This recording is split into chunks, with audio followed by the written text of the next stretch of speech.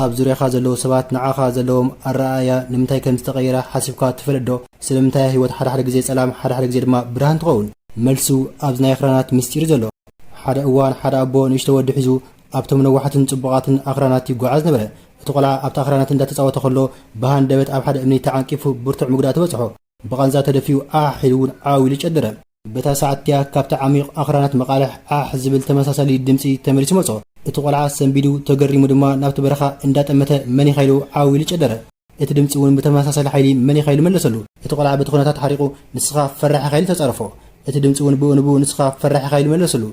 እቲ ቆልዓ እንታይ ይፍጠር ኣሎ ስለዘይተረድኦ ናብ ኣቦ ጠሚቱ ኣቦ እንታይ እዚ ነገር መን ኣብዚ በረኻ ኮይኑ ዘላግፀለይ ዘሎ ብምባል ሓተቶ። ኣቦ ፍሽኽ ኢሉ በል ሕጂ ጽቡቕ ጌርካ ስምዓኒ ወደይ በሎ። እቲ ኣቦ ናብቲ ዓሚቕ ኣኽራናት ገጹ አንቃዕሪሩ የፍቅረካ ኢሉ ጨደረ።